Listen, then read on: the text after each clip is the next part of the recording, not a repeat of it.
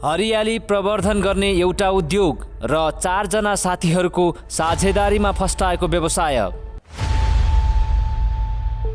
के हो कोरियन प्रविधिको यूपीभीसी? कसरी बन्छ यसको झ्याल ढोका, प्रक्रिया र तरिका? कसरी प्रयोग गर्नुपर्छ यसलाई? यूपीभीसी झ्याल ढोकाका लागि घर बनाउँदा गर्नुपर्ने पूर्व तयारी। यसको दिगोपना र सुरक्षा। झन्डै 3.25 करोड लगानीको कम्पनी, कसरी जुट्यो रकम अनि कसरी जुटे एउटै लक्ष्य र चाहना भएका साथीहरू। कम्पनी सुरु भएको 2 वर्षमै वार्षिक 6.5 करोडको कारोबार, 17 जनालाई प्रत्यक्ष रोजगारी। कस्तो छ यूपीभीसीका झ्याल ढोकाको बजार? कहाँ कहाँबाट आइरहेको छ यसको माग? कसरी गर्ने यसको व्यवसाय? प्रयोग हुने मेसिनदेखि आवश्यक पर्ने दक्ष जनशक्ति व्यवस्थापन, व्यवसाय गर्दा आउने चुनौती र त्यसलाई समाधान गर्ने तरिका लगायत अन्य थप महत्त्वपूर्ण विषयवस्तुका बारे जानकारी आजको श्रृङ्खलामा।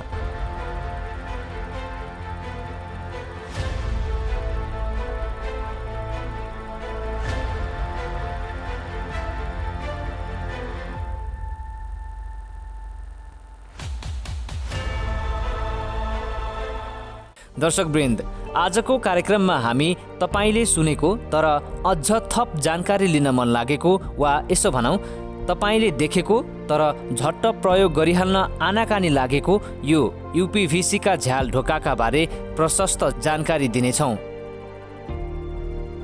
हामीलाई थाहा छ तपाईलाई यसप्रति धेरै चासो छ, यसका बारेमा केही जान्ने बुझ्ने मन छ र यसलाई कतिको विश्वास गर्ने वा नगर्ने दुविधा पनि उत्तिकै छ, किनकि यसका प्रति आम मानिसहरूको धारणा छ कि यो प्लास्टिकले बनेको हो।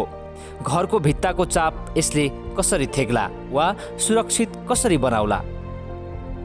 नेपालमा त्यो पनि पश्चिम क्षेत्रमा हाल बिल्कुलै नयाँ प्रविधिको रूपमा भित्रिएको यो यूपीभीसीका झ्याल ढोकाप्रति तपाईँको चासो र विश्वासका बीच कार्यक्रम छायाङ्कनका लागि हामी बाँके कोहलपुर 8 को बाबानगरमा रहेको नेपाल ग्रिन जोन प्रणालीमा पुगेका छौँ। जुन काम तपाईँ आजै गर्न सक्नुहुन्छ त्यसलाई भोलिका निम्ति नराख्नुहोस्। दर्शकवृन्द नमस्कार। सिपलाई रोजगार र रोजगारलाई देश विकासको मेरुदण्डका रूपमा जोड्ने एउटा सार्थक कदम, यो हो कार्यक्रम उद्यम। स्वागत छ।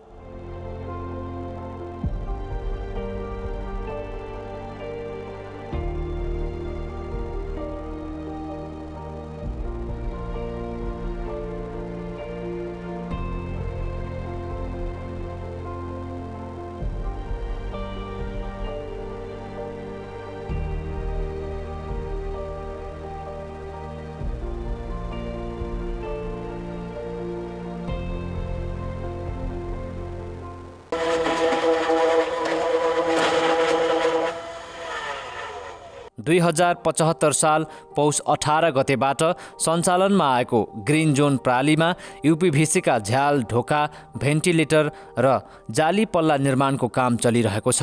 4 जना युवाहरूको संयुक्त लगानीमा 2 वर्ष अघिबाट उत्पादन सुरु भएको उद्योगले झ्याल ढोका निर्माण सहित पार्टिसनको काम गर्दै आएको छ। नेपाल ग्रिन जोन प्रणाली जस्तो हाम्रो स्लोगन भनेको सेभ प्लान्ट सेभ लाइफ छ हैन। त्यो हिसाबले यो हामीले यूपीभीसीको झ्याल ढोकाहरू प्रयोग गरौँ र जुन वन विनाश हुनबाट केही मात्रामा भए पनि यसले चाहिँ सहजता प्रदान गर्छ। यानि कि काठका झ्याल ढोकाहरू हामीले युज गर्ने गरेका थियौँ। त्यसको सप्लिमेन्ट्रीको ठाउँमा यो युज गऱ्यौँ भने पक्कै पनि पर्यावरणमा त्यसले चाहिँ अलिकति टेवा पुर्याउनेछ भन्ने हिसाबका साथ त्यसरी नामाकरण गरिएको। दर्शकवृन्द, उहाँ 31 वर्षीय राजु रिजाल, घर सुर्खेत, पढाइ व्यवस्थापन विषयमा स्नातकोत्तर र यस कम्पनीका व्यवस्थापक। उहाँका व्यावसायिक सहकर्मी 31 वर्षीय सरोज हमाल, घर सुर्खेत। कम्प्युटर इन्जिनियरिङ अध्ययन गर्नुभएका सरोज कम्पनीका निर्देशक हुनुहुन्छ। त्यस्तै कम्पनीमा 35 वर्षीय दिनेश पौडेल अर्थात् नाताले उद्यमी रिजालका दाजु र कोहलपुर निवासी 35 वर्षीय रतन रेग्मी गरी थप 2 जना कम्पनीका सदस्य हुनुहुन्छ। यसरी 4 जना सहोदर सहकर्मी मिलेर सुरु गरिएको फरक र नयाँ व्यवसायका बारेमा नागरिकलाई बुझाउने क्रम पनि निरन्तर जारी छ।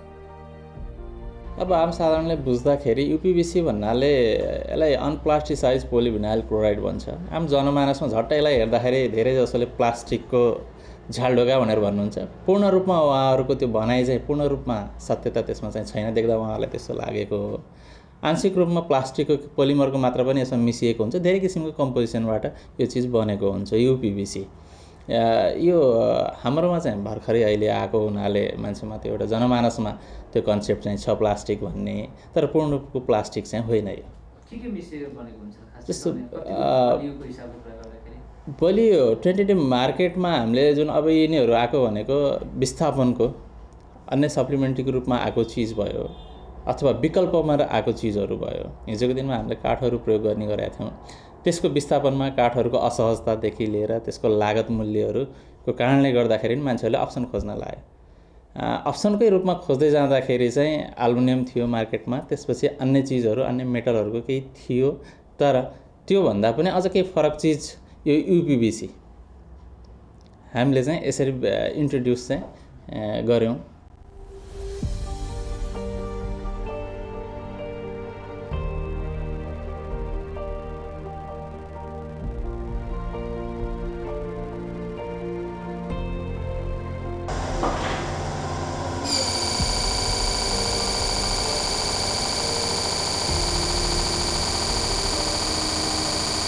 यसको फाइदाहरू भने एट फर्स्ट इको फ्रेन्डली छ, अनि अन्य कुराहरूमा यसको मजबुती अनि साउन्ड प्रुफ, पानी लिकेजेसहरू हुने प्रब्लम हुँदैन। अब यो खिया लाग्नलाई मेटल होइन, यो नन मेटल हो, यो धातु होइन कि अधातु हो। अनि यसको आवाज तपाईँको आफैमा यो नोइजी छैन जस्तो अन्य चिजहरू हुन्छ, मेटल एल्युमिनियम भन्नुहोस् अन्य चिजहरू, तिनीहरूलाई अपरेसन गर्ने बेला, चलाउने बेला, खोल्ने बेला त्यो आफैमा नोइजी त्यसले चाहिँ साउन्डहरू दिन्छ, तर यसमा त्यो किसिमकोहरू आउँदैन। र अर्को कुरा यसको बलियोपन जुन जोइन्टहरूमा समस्या, अन्य चिजहरू हामीले आनुपातिक रूपमा कम्पेरिजन गर्ने हो भने अन्य चिजहरूमा चाहिँ हामीले जोइन्टहरूमा प्रब्लम, जोइन्टहरू फुत्किने प्रब्लम हुन्छ, तर हाम्रो यो जोइन्ट प्रब्लमहरू हुँदैन। मध्यमवर्गीय परिवारमा जन्मिनुभएका उद्यमी राजु रिजालको परिवारमा कोही पनि व्यापारिक क्षेत्रसँग सम्बन्धित सदस्य थिएनन्।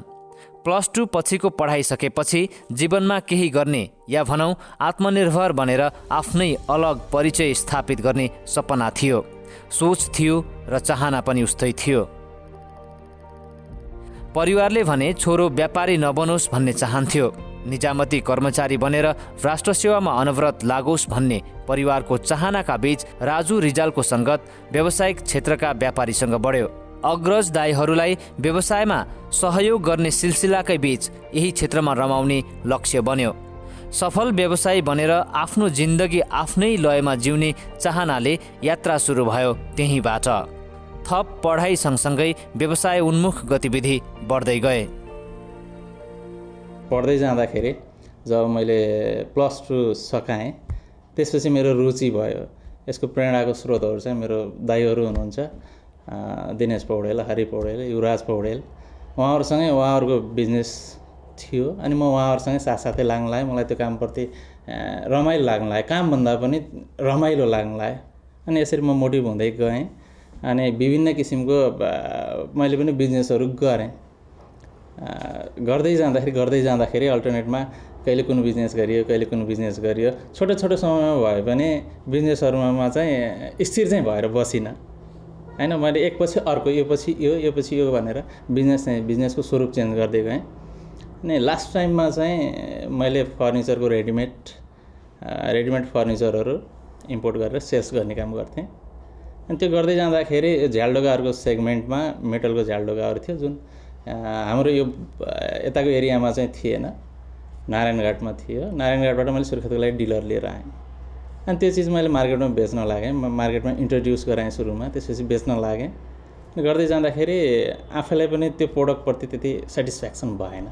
अनि त्यसको विकल्पको रूपमा अब झ्यालडोगा त काम गर्ने, तर बेटर के छ भनेर अध्ययन गर्दै जाँदाखेरि यो युपिबिसी मैले पहिला सुनेको चाहिँ थिएँ। अनि कस्तो रहेछ त, के रहेछ यो प्रोडक्टको बारेमा म बुझ्दै गएँ, स्टडी गरेँ, केही समय चाहिँ लाग्यो। अनि बेटर अप्सन देखेँ अन्य कुराहरूमा, जस्तो नेपालमा भइराखेको प्रयोग, यसको कहिलेदेखि प्रयोग भएको छ, फरेन कन्ट्रीहरूमा यसको प्रयोग सबै हेर्दाखेरि चाहिँ यो प्रोडक्ट चाहिँ ठिक छ भन्ने हिसाबले त्यसरी यसको सुरुवाती चरण चाहिँ त्यसरी सुरु भएर अनि स्टडी गरियो, यसको सोर्सेसहरू पत्ता लगाउन लागि कहाँबाट ल्याउने, कसरी ल्याउने, अनि यहाँसम्म भित्र्याउनलाई के कसो प्रक्रियाहरू अपनाइन्छन् ती कुराहरूको अलिकति अध्ययन गरिसकेपछि अनि यसरी हामीले स्थापना गर्न सफल भयौँ र अहिले मार्केटमा उत्पादन गरेर कस्टमर समक्ष हामीले यो दिन सफल भएका छौँ। सुरुवातमा उत्पादनमूलक फर्निचरमा सानो सानो पुँजीबाट व्यावसायिक जीवन सुरु भयो। दोस्रो चरणमा काठको वैधानिक ठेक्कापट्टाको काम गर्नुभयो उहाँले। केही समयपछि त्यसलाई थाँती राख्दै अटोमोबाइल क्षेत्रमा हात हाल्नुभयो। 4 पाङ्ग्रे सवारीका पाठपूर्जा र सर्भिसिङको काममा करिब 3-4 वर्ष बित्यो। अग्रज दाइहरूको प्रेरणा र कामलाई मनोरञ्जनका रूपमा लिने बानीले हरेक कुरा सहज बन्दै गयो। जागिरे जीवनको परिधिबाट पन्छाएर आफूलाई सफल युवा उद्योगपति बनाउने गरी सङ्घर्ष निरन्तर जारी छ। सबभन्दा ठुलो कुरो सन्तुष्टि हो। हुन त मानिसको स्वभावै कुनै पनि कुरामा सन्तुष्ट हुँदैन भन्ने हुन्छ, कति त्यो पनि कुन अवस्थासम्म भन्ने कुरा हो। र यो अवस्थामा चाहिँ म आफूलाई सन्तुष्ट मान्छु। होइन, योभन्दा अगाडि पनि बढ्ने आकाङ्क्षाहरू हुन्छ, होइन, योभन्दा अरू गरौँ भन्ने हुन्छ, त्यो अलग पाटो भयो। त्यो गर्दै जाँदाखेरि हुने कुराहरू भए। तर अहिलेको यो प्लेटफर्ममा, अहिलेको अवस्थामा मेरो यो आफ्नो कामप्रति चाहिँ म एकदम सन्तुष्ट भएको अवस्था छ।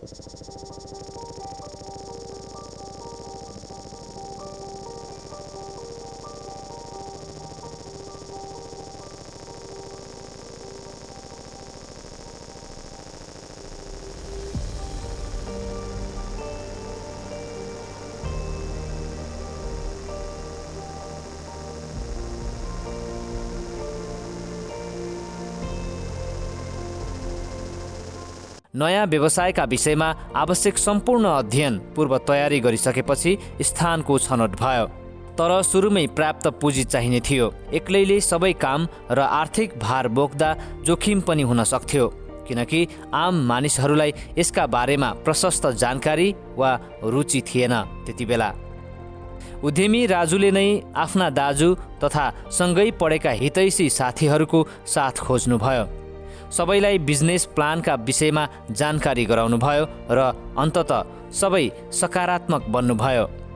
तपाईँले सुन्नुभएको एउटा गीतले भन्छ, एक एक मिलेर हजार बन्छ, थोपा थोपा मिलेर सागर बन्छ।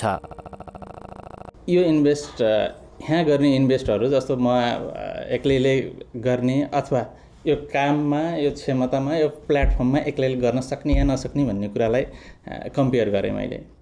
त्यो गर्दाखेरि आफू एक्लैले हरेक हिसाबले, चाहे फाइनेन्सियल हिसाबले होस्, चाहे जनशक्तिको हिसाबले होस्, आफूले एक्लै गर्नुभन्दा एउटा टिम वर्क गरौँ।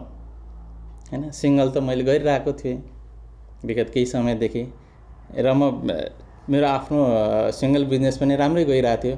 तर अलिकति भिन्न सोच बनाएर युनिटीमा काम गर्दाखेरि सबैको इफोर्ट लाग्ने, होइन, एकजनाले गर्न सक्ने डिसिजन पावर 4 जनाले लिँदाखेरि त्यसको एरिया पनि फ्ल्याट होला, हामीले त्यसरी काम गर्न सकौँला भन्ने हिसाबले चाहिँ यो युनिटीको पार्टनरसिप बिजनेस गरौँ भनेर साथीहरूसँग मैले प्रस्ताव गरेँ। यस्तो यस्तो कन्सेप्ट छ, यसरी यसरी गरौँ भनेर त्यसको बारेमा विश्लेषण गरेँ। अनि त्यसबाट हुने फाइदा बेफाइदाहरूका विषयमा विश्लेषण गरिसकेपछि साथीहरू पनि सहमत हुनुभयो यो कार्य गर्नलाई र त्यसरी हामी 4 जनाले सामूहिक रूपमा यो सुरु गरेका हौँ। 4 जना सहकर्मीको व्यक्तिगत लगानी र बाँकी बैङ्कको ऋण गरी झन्डै 3.25 करोड लगानीबाट उद्योग सञ्चालनमा आएको हो। उद्योग रहेको 4 कट्ठा जमिन भाडामा लिइएको छ। प्रारम्भिक चरणमा नयाँ संरचना निर्माण, मेसिन खरिद तथा कच्चा पदार्थको आपूर्ति र यसका लागि चाहिने थप सामग्री खरिद लगायतका क्षेत्रमा बढी लगानी लागेको थियो। लगानीको भन्दा बजारको चुनौती बढी लाग्थ्यो उहाँलाई। सुरुमा त यो कन्सेप्ट राख्नु नै मेरो लागि चुनौतीपूर्ण थियो। कारण के त भन्दाखेरि न्युली चिज थियो हाम्रो मार्केटको लागि। चिज चाहिँ न्युली होइन, यो पुरानै प्रोडक्ट हो, पुरानै चिज हो, मात्रै हामीले यसको बारेमा जानकारी नभएको, यसको बारेमा हामीलाई थाहा नभएको, त्यो आफैमा पनि एउटा चुनौतीपूर्ण थियो। नयाँ चिज स्थापना गरेर मार्केटमा अगाडि लैजान्छु भन्नलाई त्यो एउटा चुनौतीपूर्ण थियो। त्यसपछिका दिनहरूमा चाहिँ सुरुवाती रूपमा त नयाँ चिज मार्केटमा यसको चिनाउनु पऱ्यो। ल यस्तो यस्तो प्रोडक्ट छ, यस्तो छ भन्दै मार्केटमा हिँड्नु पऱ्यो, देखाउनु पऱ्यो। कस्टमरहरूले फर्स्ट कुरो घरमै युज हुने चिज हो यो। औसतमा मान्छेहरूले बनाउने भनेको जिन्दगीमा एउटा घर हो। एक दुईवटा बनाउला नि, तर मान्छेको एम भनेको एकजनाले बनाउने भनेको एकवटा घर हो। त्यो चिज त्यो ठाउँमा त ऊ त विश्वसनीय त हुनु पऱ्यो। मैले यो चिज प्रयोग गर्दाखेरि यो चिज ठिक छ है भनेर उसलाई विश्वास दिलाउनको लागि यो यस्तो छ भनेर उनीहरूसँग धेरै किसिमको सङ्घर्षहरू गर्नु पऱ्यो। ती चुनौतीहरू चाहिँ एकदम देखा परेका हुन् र अझै पनि छ। अझै पनि हामी धेरै भएको छैन, 2-2.5 वर्ष मात्रै भयो हामीले यो चिज चिनाएको र सबै मार्केटमा अब चिनिसकेको अवस्था अझै पनि छैन। टाइम लिन्छ। अरे कुनै पनि वस्तुले मार्केटमा चिन्न, त्यसको बारेमा जानकारी लिनलाई केही समय लाग्ला। त्यो प्रयासमा अझै पनि छौँ हामी। केही चुनौतीहरू छन्, तिनै चुनौतीहरू अझै पनि छन्। आज समय फेरिएको छ। मानिसहरूले यसका प्रति राखेको गलत धारणा हटेको छ, सोचाइमा परिवर्तन आएको छ, बुझाइ बढेको छ र सोही अनुसार कम्पनीको कारोबार बढेर वार्षिक 6.5 करोड पुगेको छ। बजार माग बढेको छ। हिजोको सुरुवाती चरणमा गर्ने बेला प्रत्येक मानिसहरूलाई के हुन्थ्यो त, हजुर यसको बारेमा प्रोडक्ट भन्दै बुझाउनु पर्थ्यो। त्यो बुझाउने सिलसिला अहिले पनि चलिरहेको छ। तर पनि के भयो त भन्दाखेरि मार्केटमा कतिपय अवस्थाहरूमा फिडब्याक दिने भनेको जो युजर्सहरू छ, बेटर कसैले पनि आफ्नो सामान नराम्रो कसैले पनि भन्दैन हैन। बिजनेस गर्ने मान्छेले मेरो सामान नराम्रो छ भन्दैन, जस्तो सामान भए पनि मेरो राम्रै छ भन्ने। तर मार्केटमा गइसकेपछि यो चिज हाम्रो प्रोडक्ट मार्केटमा गइसकेपछि कस्टमरले के गर्ने भयो त, पल्तिर छरछिमेकीहरू हुन्छ, एउटा घरमा युज भयो हैन, एउटा कुनै भवन अथवा सरकारी भवनहरूमा युज भयो, उनीहरूले सबभन्दा बेटर फिडब्याक त्यहीँबाट लिन लाग्यो। जसले प्रयोग गरिसक्नु भएको थियो उहाँहरूलाई यो चिज राम्रो लागेपछि उहाँलाई रिकमेन्ड गर्न आउनु भयो, यो चिज ठिक छ। यो अवस्थाले चाहिँ मार्केट अहिले यो ग्रोइङ मार्केट भइरहेको छ। हिजोको दिनभन्दा आजको दिनहरू सेल्स बढिरहेको छ, यसको क्षेत्रहरू बढिरहेको छ। हिजोको दिन हामी यही लोकालिटीमा मात्रै, कोलपुर लोकालिटीमा मात्रै सेल्स गर्थ्यौँ भने आजको दिनमा हामीले सुर्खेत पठाउँछौँ, धनगढी पठाउँछौँ, महेन्द्रनगर पठाउँछौँ, दाङ पठाउँछौँ, अनि विभिन्न जिल्लाहरूबाट पनि सामानको अर्डरहरू गरिराख्नु भएको हुन्छ। पक्कै पनि यसको सकारात्मक पक्ष हो जस्तो लाग्छ मलाई। यो अनगोइङ भइरहेको छ। र माग अनुसारको उत्पादनका लागि 17 जना जनशक्ति दिनरात मेहनत गरिरहेका छन्। रोजगारीसँगै कम्पनीले सिप पनि सिकाएको छ। 15 देखि 35 हजारसम्म तलब बुझ्ने गर्नुहुन्छ उहाँहरू।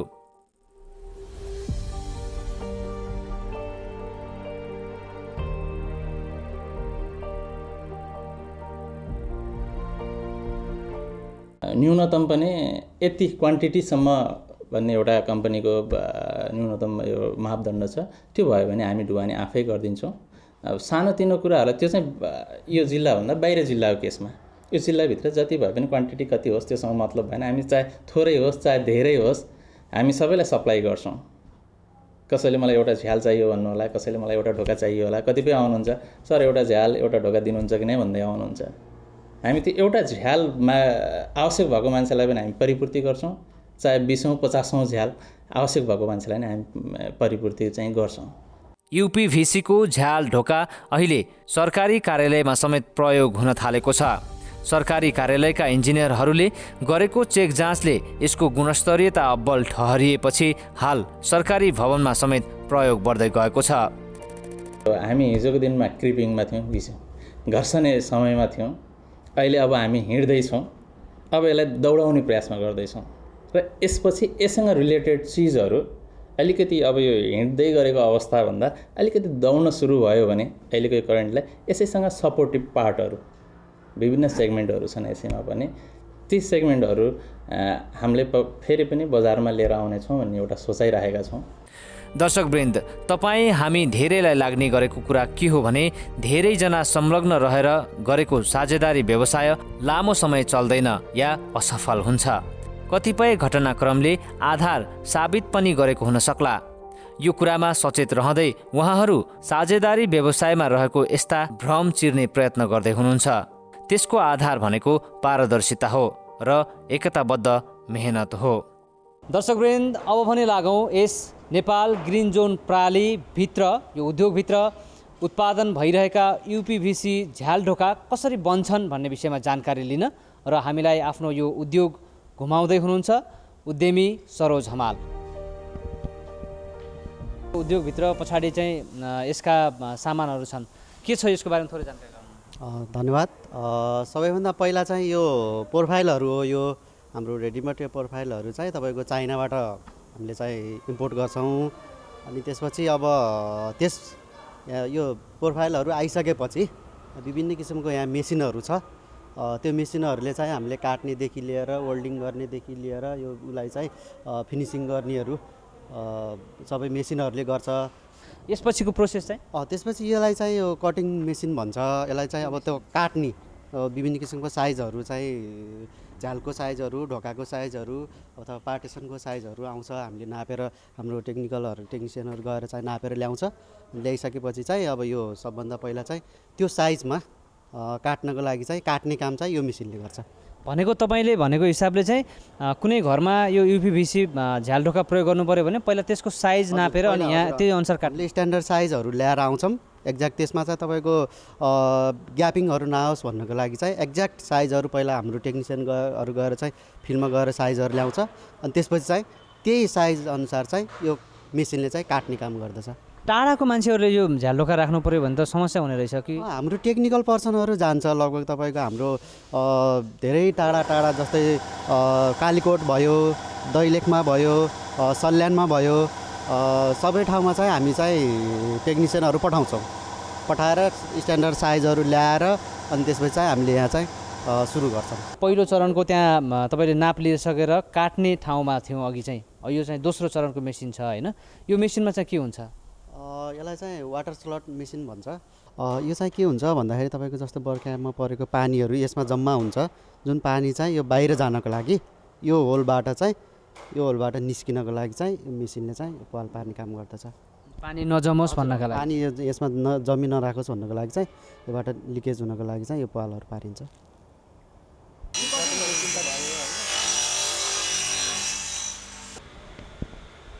तेस्रो चरणको मेसिनमा छौँ अहिले हामी होइन? यहाँ चाहिँ के हुन्छ?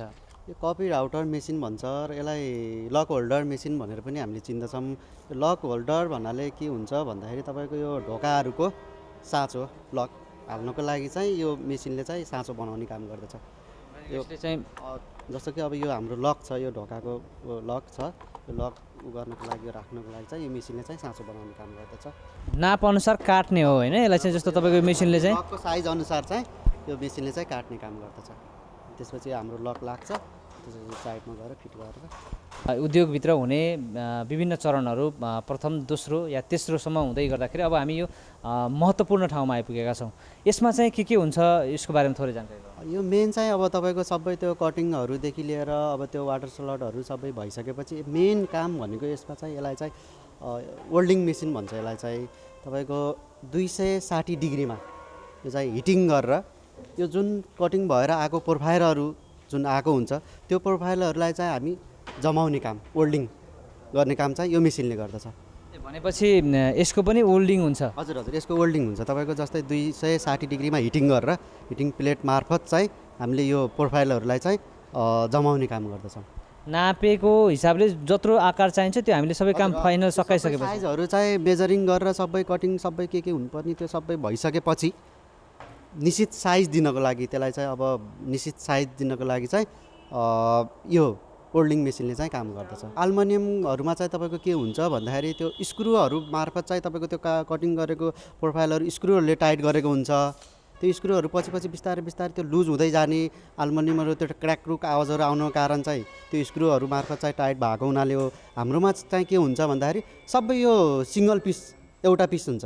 हिटिङ गरेर चारैवटा प्रोफाइलहरू एउटै पिसमा चाहिँ बनाइन्छ हिटिङ गरेर। यो तपाईँले भनेको हिसाबले यो ढोका बनिसकेपछि या भनौँ न यसको मार्केट भ्यालु या भनौँ बजारमा गइसकेपछि उपभोक्ताले कतिसम्म खर्च गर्नुपर्ने या कति प्राइस पर्ने हुन्छ यसको चाहिँ? यो अहिले नर्मल्ली मार्केटमा चलिरहेको यो एल्युमिनियमहरू छ अथवा यो फलामको यो आइरनको यो के अरे यो झ्याल ढोकाहरू छ, त्यो आइरन के अरे उसको एल्युमिनियम भन्दा चाहिँ अलिकति थोरै जुन मार्केटमा युज भइरहेको अहिले नर्मल्ली युज भइरहेको एल्युमिनियमभन्दा थोरै 150 रुपियाँ पर स्क्वायर फिटमा चाहिँ थोरै महँगो छ।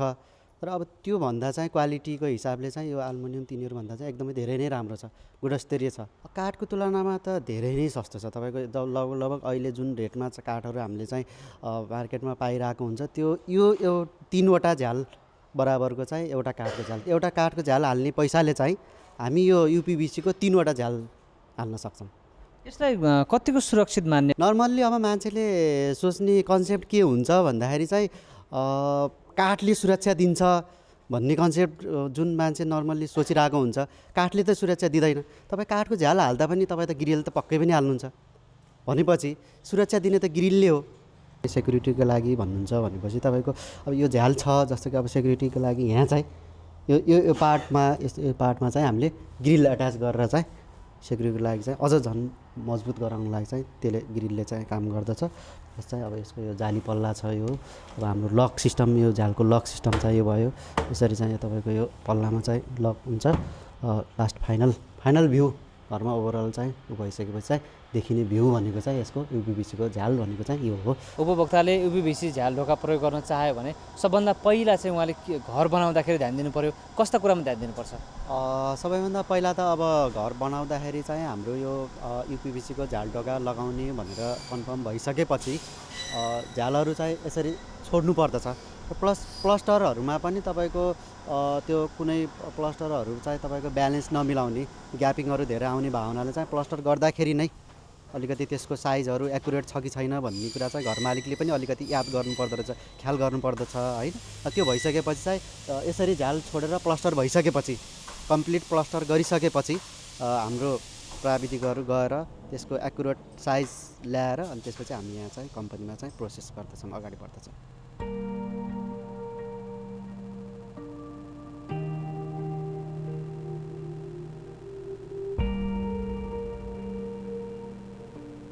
दर्शकवृन्द, युपिबिसी झ्याल ढोका नेपालमा पछिल्लो समय काठको विकल्पको रूपमा प्रयोग हुँदै आइरहेको छ र यो युपिबिसी झ्याल ढोका कसरी बन्छ, यसका फाइदा के हुन्, यसको प्रविधि नेपालमा कसरी प्रयोग हुँदै गइरहेको छ भन्ने विषयमा आजको श्रृङ्खलामा तपाईँलाई देखाउने प्रयास गऱ्यौँ। 4 जना उद्यमी मिलेर गरेको यो व्यवसाय तपाईँलाई कस्तो लाग्यो? पक्कै पनि उहाँहरूको यो श्रृङ्खला हेरिसकेपछि तपाईँहरूलाई यस्तै या अन्य गतिविधि गर्ने या काम गर्ने प्रेरणा मिल्यो होला भन्ने हामीले अपेक्षा लिएका छौँ। अर्को साता अर्का उद्यमीको सङ्घर्ष र उहाँको सफलताको कथा लिएर तपाईँहरूका माझमा उपस्थित हुनेछौँ। त्यतिन्जेलसम्मका लागि बिदा दिनुहोस् र जाँदा जाँदै यदि तपाईँ कुनै पनि काम गर्ने चाहना राख्नुहुनेछ भने बाटो अवश्य पाउनुहुनेछ, तर चाहना राख्नुहुन्न भने बहाना पाउनुहुनेछ। नमस्कार।